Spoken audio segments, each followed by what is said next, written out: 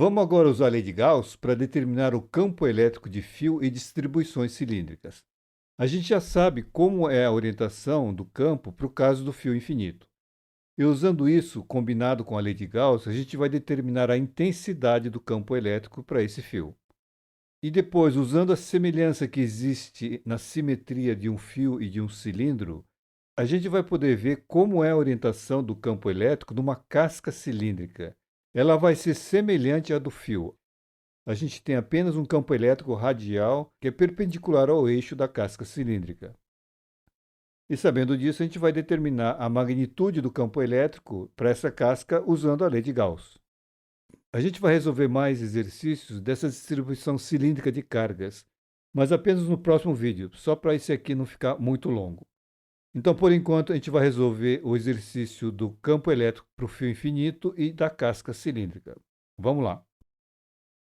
Vamos determinar o campo elétrico do fio retilíneo infinito a uma distância r do fio. E, naturalmente, a gente vai usar a lei de Gauss.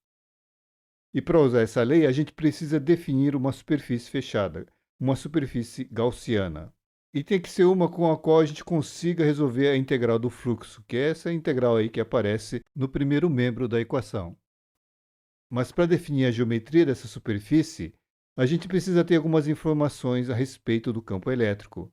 E a gente viu aí no vídeo anterior, que o campo elétrico do fio reto e infinito, ele é puramente radial. E outra coisa que nós vimos é que a intensidade ou o módulo do vetor campo elétrico, ele é o mesmo em pontos equidistantes ao fio. E esses pontos equidistantes vão formar um cilindro com o eixo sobre o fio.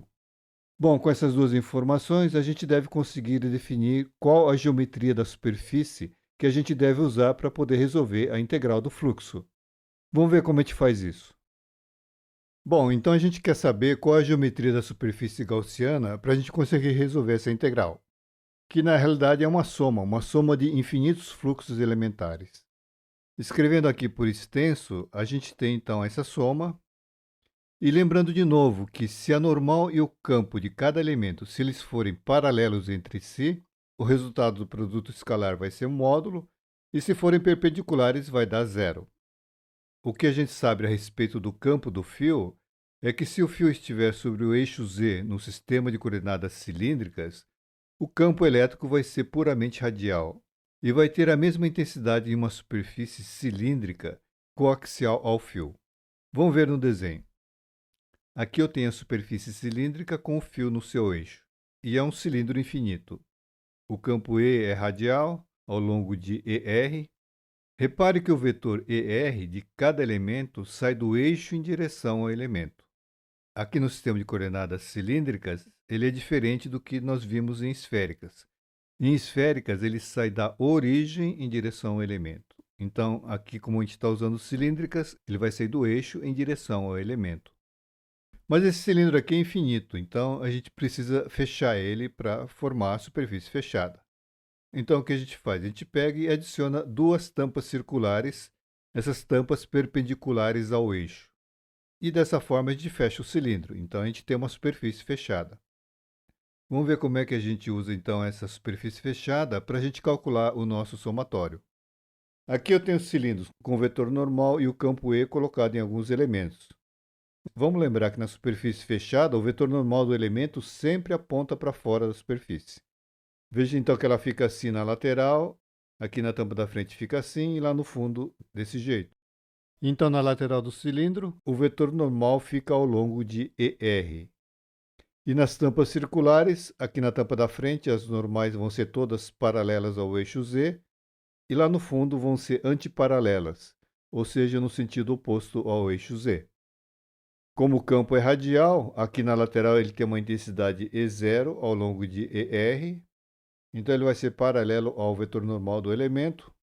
Aqui na frente eles são radiais e vão ter intensidades diferentes dependendo da distância que ele se encontrar do fio. Então vamos deixar como uma intensidade E. E no elemento ele é perpendicular à sua normal.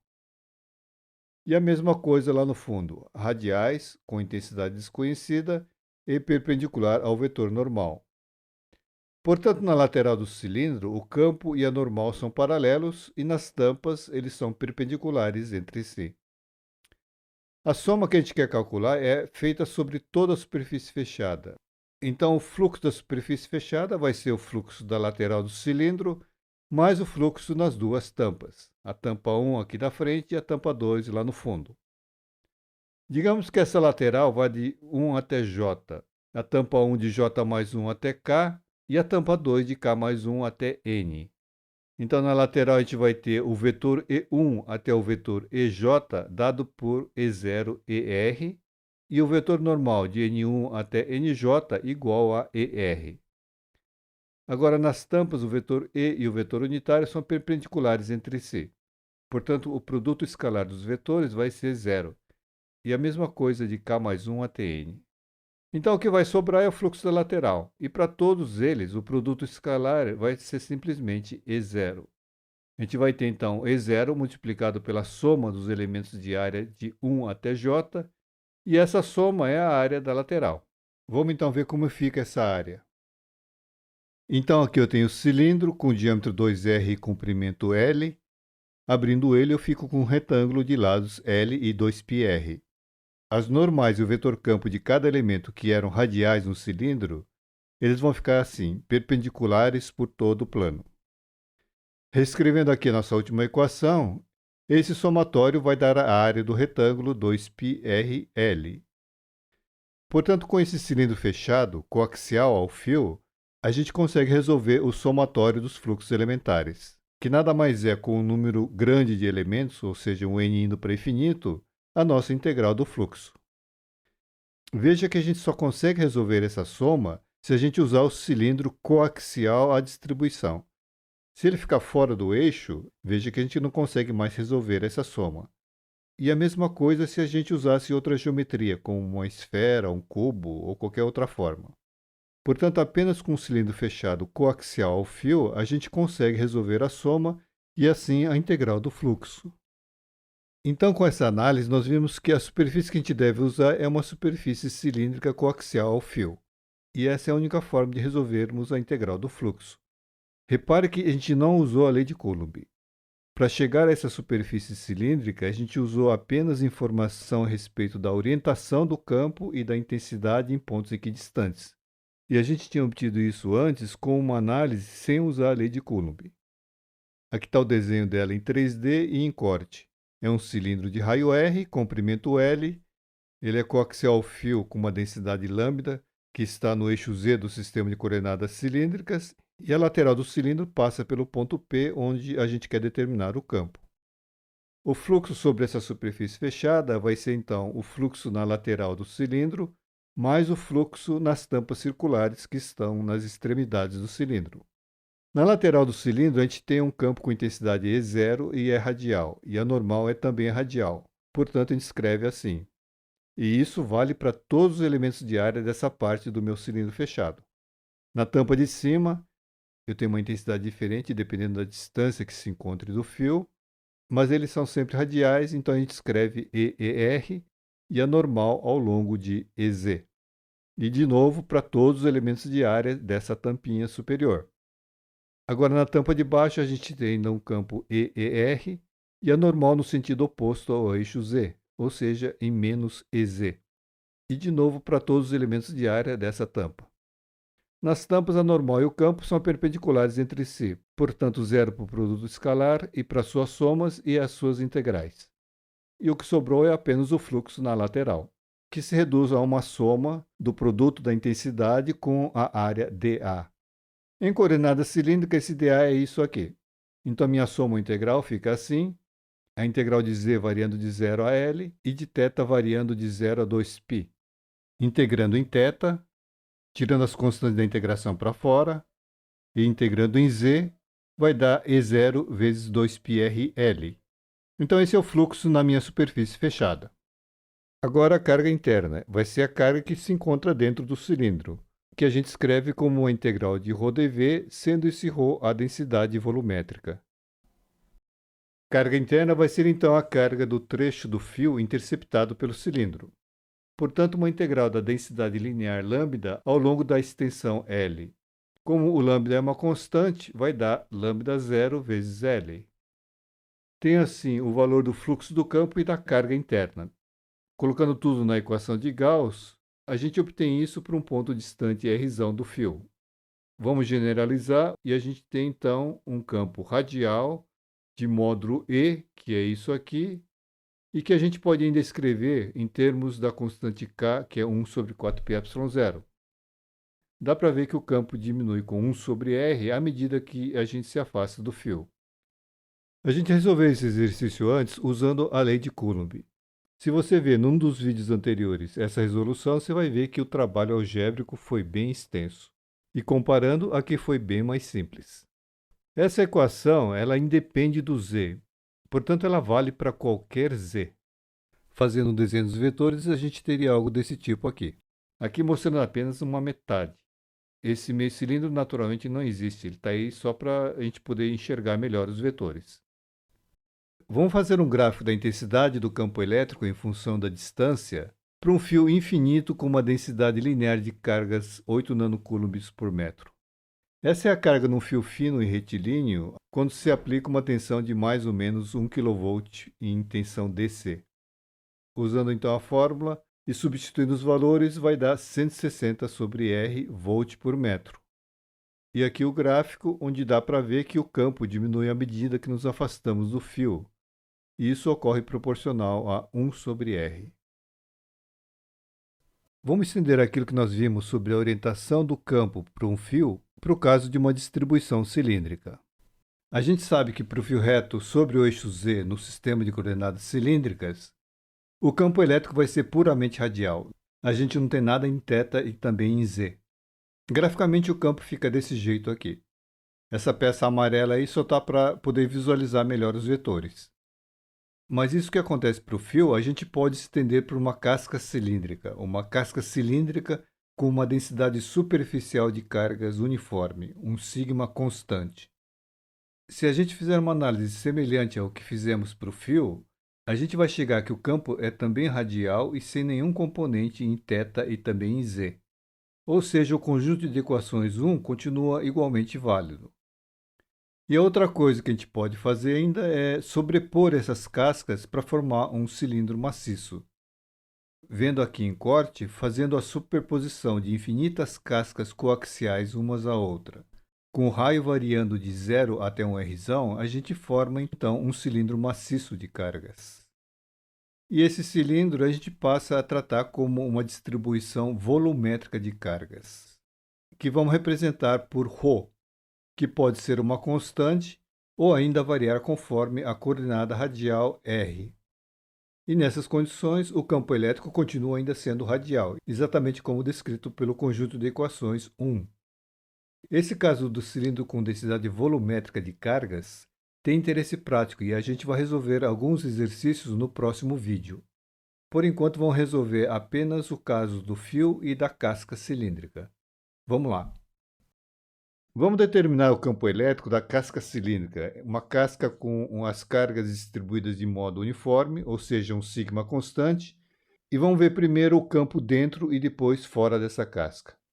A gente vai usar sistema de coordenadas cilíndricas com o eixo da casca sobre o eixo Z, e fazer tudo com a lei de Gauss. Eu sei que o campo elétrico dessa casca é puramente radial. Vamos ver então qual a intensidade desse campo num ponto P distante R0 do eixo, sendo esse R0 menor que um R, que é o raio da casca. E vamos usar como superfície gaussiana um cilindro coaxial à casca, esse cilindro com raio R0, portanto passando pelo ponto onde eu quero determinar o campo, e um comprimento L. Desse jeito aqui. Aqui você vê a superfície gaussiana no interior da casca e as duas em corte, mostrando apenas a normal e o campo na lateral da superfície. E as duas são radiais e paralelas no mesmo elemento de área. O fluxo na superfície fechada vai ser a soma do fluxo da parte lateral e das duas tampas circulares. Na lateral, o campo e a normal são radiais, e isso para todos os elementos de áreas dA dessa parte. E nas tampas, a normal e o campo são perpendiculares entre si. E de novo, para todos os elementos de área de cada tampa. O produto escalar vai dar zero e o fluxo dessas partes é também zero, e sobra apenas o fluxo na lateral do cilindro. Então o fluxo vai dar isso, que integro de 0 a L em Z e de 0 a 2π em θ. Primeiro em θ, tiro as constantes e o resultado é isso. Agora a carga interna. A carga interna é a carga que se encontra dentro do volume da superfície. Mas dentro dela eu não tenho nenhuma carga, então a carga interna é zero. Substituindo tudo na equação de Gauss, a gente obtém que o campo no interior é zero. Então não existe campo elétrico no interior dessa casca cilíndrica. Vamos ver agora fora da casca. Vamos pegar um ponto P distante R1, o campo elétrico é radial, e vamos usar de novo um cilindro coaxial à casca, um cilindro de raio R1 e comprimento L. E o procedimento vai ser igual ao que nós fizemos para o ponto P no interior da casca. Aqui eu tenho um desenho mostrando o cilindro maior com a distribuição e sua vista em corte. O fluxo nessa superfície é a soma do fluxo na lateral mais o fluxo nas tampas circulares. O campo e a normal são radiais na lateral e em todos os elementos dessa superfície. E nas tampas circulares, elas são perpendiculares entre si. Então, nas tampas, o fluxo vai ser zero, sobrando apenas o fluxo na lateral, que dá a intensidade multiplicado pela área da lateral. Então, esse é o fluxo total do campo elétrico na minha superfície gaussiana. A carga interna vai ser a carga que está dentro do volume dessa superfície. Então, vai ser a carga da casca cilíndrica interceptada pela superfície fechada. Como o sigma é constante, então dá sigma zero multiplicado pela área da casca no comprimento L. Usando esses resultados na equação de Gauss, substituindo, vai dar sigma zero sobre epsilon zero, R sobre R1. Reescrevendo de modo generalizado, ela fica assim. Vamos agrupar os resultados. Portanto, na casca cilíndrica, a gente tem um campo radial, sendo que dentro da casca o campo é igual a zero e fora dela ela diminui com 1 sobre R. Repare que para R igual a R, ou seja, sobre a distribuição, essas duas equações dão resultados diferentes. Isso quer dizer que existe uma descontinuidade do campo elétrico sobre essa casca cilíndrica. Vamos ver o que acontece quando o diâmetro da casca é muito menor que a distância onde o campo elétrico está sendo considerado. Porque nesse caso se torna mais interessante a gente falar em densidade linear de cargas ao invés de densidade superficial. É como se a casca cilíndrica se transformasse num fio muito fino. A gente pode usar a fórmula que obtivemos para a casca cilíndrica, só que a gente precisa encontrar uma relação que existe entre sigma e lambda. Para fazer isso, vamos pegar um pedaço dz da casca. Eu sei que a quantidade de carga desse elemento vai ser a densidade superficial multiplicado pela sua área. Então vai dar sigma zero 2πr dz. Como o lambda é essa quantidade dividida por dz, a gente tem então essa relação entre o sigma, aqui no caso sigma zero, e o lambda. Substituindo isso na fórmula anterior, a gente obtém isso aqui. Que é a equação que nós tínhamos obtido para o campo elétrico do fio infinito, ou seja, a casca cilíndrica se transformou num fio. Vamos agora calcular o campo elétrico para uma casca cilíndrica de raio 10 centímetros com uma densidade de cargas 6 vezes 10 a menos 5 coulomb por metro quadrado. O campo no interior é nulo, então a gente só tem o campo fora do cilindro, que é dado pela equação 13. Reescrevendo aqui e substituindo os valores numéricos, obtemos algo em torno de 6,7 sobre R kV por metro. Pegando esse resultado e combinando com o campo zero no interior, o gráfico da intensidade do campo em função de R vai ficar desse jeito aqui.